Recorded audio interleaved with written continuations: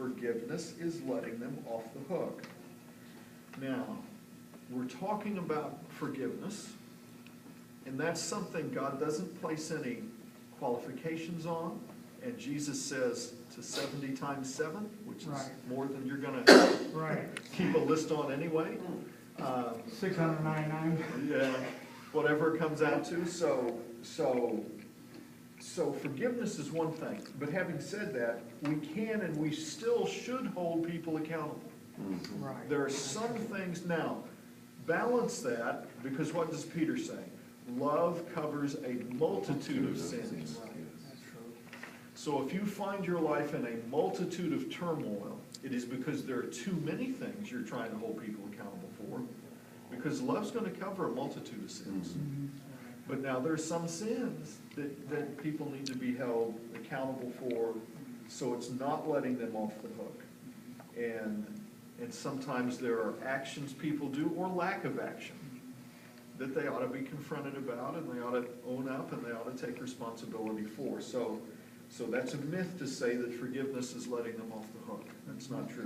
Sometimes it's really hard to forgive, I'd say secondly, because there's a myth that says forgiveness means if I forgive them, I'll let it happen over again. If I forgive them, it will recur again. And that is a myth. That is not true. Just because you've forgiven doesn't mean you have to tolerate. Neither should you keep yourself open to a lack of respect or any form of abuse. You can forgive them without opening the door to saying, well, I guess it means I just have to be a doormat and let them keep doing it over and over again to me. That's not, those two things are not the same. Okay, forgiveness is one thing, and holding them still accountable is another. Here's the third thing. Forgiveness, if I forgive them, it means I revert to a victim status. I turn into a victim.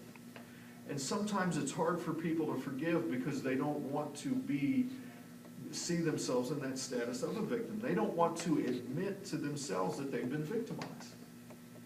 They don't want to go there. But that is a myth, because forgiveness is not saying what you did was okay. Forgiveness is not saying, okay, go ahead and walk all over me.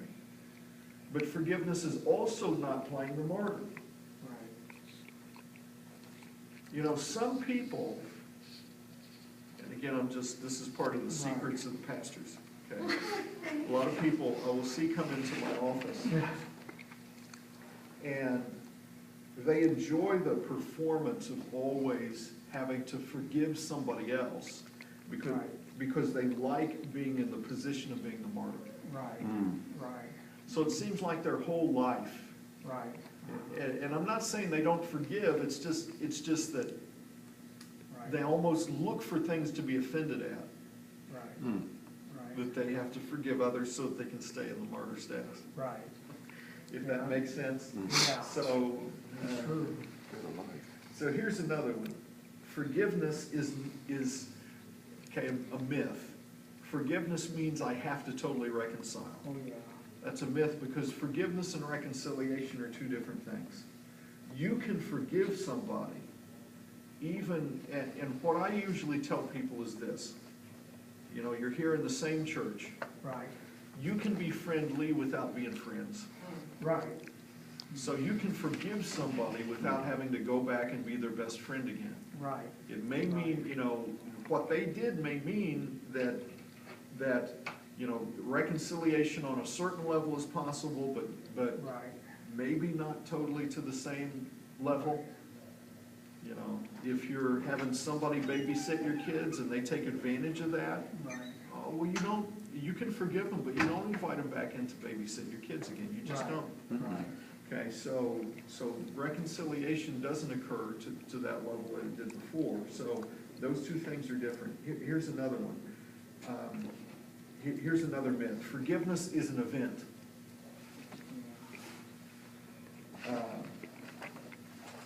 And not part of a process. No, probably you need to work through some emotional issues so that you can say you've truly forgiven. And that doesn't mean that there's not an event episode that you might have that you say, okay, I finally decided to forgive them. But your decision to forgive them may be an event. However, coming to a place of total loosen and getting out of the bondage, you know, probably is going to be a process. So as soon as we can, we should decide to forgive.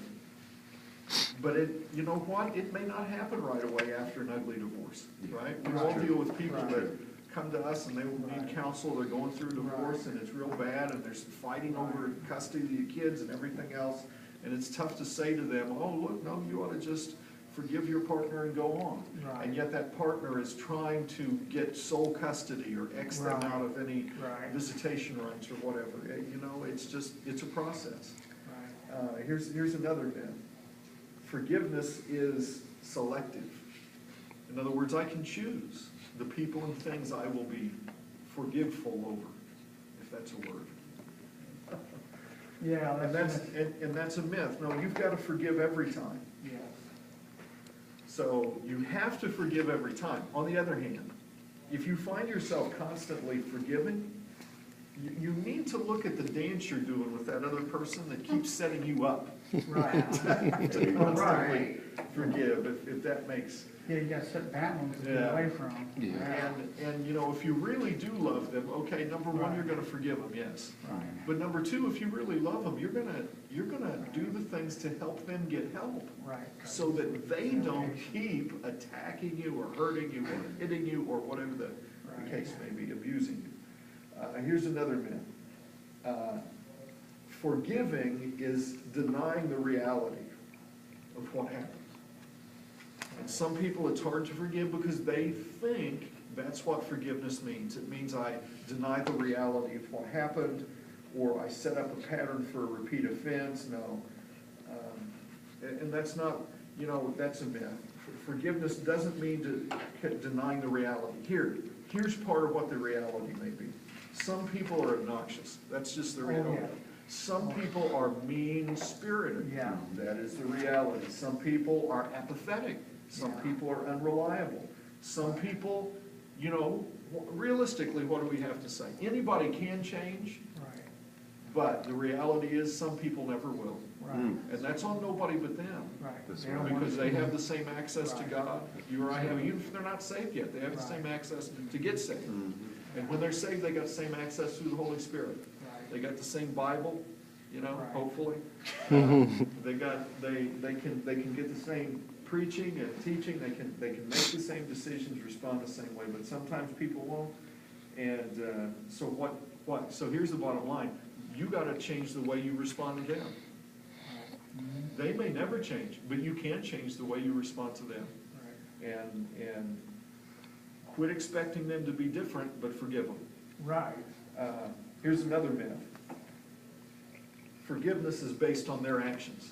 Yeah, that's true. That's a myth. That's what makes it hard to forgive. Forgiveness is not based on their actions, it's based on our attitude. It's based on our attitude, not their actions. There are people who will continue to hurt us throughout life. Yeah. And either we can look outward at them, we can stay stuck, we can stay angry, Right. or we can start to keep our minds focused on our relationship with a loving God who is Yes. able to love others through us, no matter how bad that other person Yes, is. that's true. And I know you can't love them because they're that bad. That's why you can't love them. Right. But we do have a loving God who's able to love them through us, Yes. even as bad as that other person is. Amen. That's true. And part of that comes, frankly, by being able to trust God for his providence. Look at things providentially. Yeah. Stop taking things so personally and look at it Right. providentially. Yeah, that's. So that's just a key that helps. But, you know, that's something not talked about very often in modern Christianity today. Right. Right. You know, nobody likes to bring up those topics, but that's part of it. Okay, here's another myth. Forgiveness is forgetting. And again, this is another one of those that we talked about, we already brought up, but just to list them for you and get through these 10. Sometimes it's hard to forgive because we think it involves forgetting. You know, it's normal for you to have certain memories triggered in the future by certain places, certain, Right. you know, any number of things, certain meals, certain smells, certain Right. whatever, trigger a memory of a bad event Right. that included that thing. But when that happens, what you have to do is thank God for reminding you how important forgiveness is. Oh, yeah, that's true. Amen. Okay, last one. Forgiveness will bring immediate healing. Guess what? That's a myth. Yeah, And this conference is all about the healing that forgiveness brings. yeah, But that healing, you know, there are some people, as soon as they get saved, they throw away the cigarettes, oh, yeah, they pour out the beer, right, they never have a desired taste for it again. But that is probably 10%, right, maybe no more than 15% of the people. right, Most people, when they get saved, they drag their old man into their new Oh, yeah. relationship. And so it's just Yeah, like Paul always. says in Colossians and Philippians and other places, Right. it's a process to put off the old man and put on the new. That's Right. right. Yeah. And I think the thing that we've got to remember to connect in our mind is that process and the idea of healing. Yes. Because you won't get healing. Forgiveness won't usually. Now, maybe you're part of the 10%ers versus the 90%ers.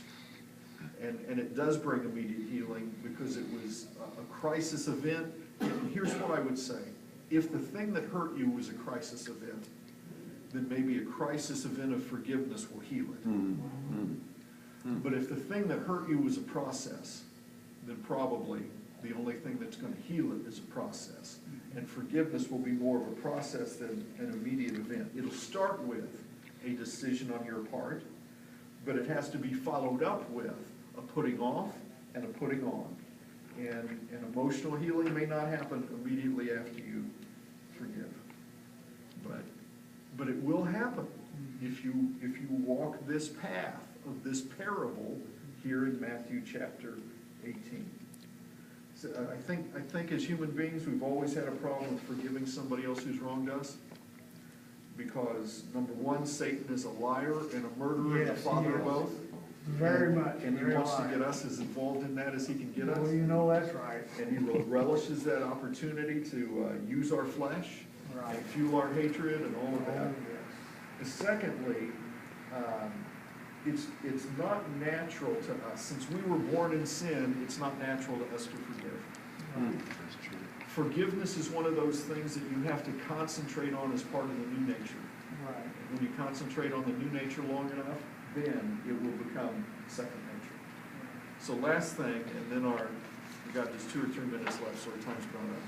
But on the front page, right at the top of the tree, there's a verse listed, Genesis 45, verses 5 and 8. And you guys know the story this comes from? Joseph and his brethren. Yes. Oh, And they come to him after their daddy dies. right. And his brethren are upset that maybe now that daddy's dead, Joseph is just like them, and he's gonna not have really forgiven them, and he's gonna Right. act like the Godfather. That's Yeah, right. Godfather. Sister, Yeah, mom's right, gone. yeah. But it turns out Joseph isn't like them. And Right. Joseph is like Jesus. And Joseph says this, verse 5, Now therefore be not grieved nor angry with yourselves, that ye sold me hither. For God did send me before you to preserve life. Amen. Verse 8, so now it was not you that sent me hither, but God. Right. You sold me, Right. but that was God sending me. Right. That was Joseph viewing it providentially. That's right. And because he viewed it providentially, it enabled him to forgive his brothers instead of taking revenge. Mm. So that's what we all need to get to. Amen.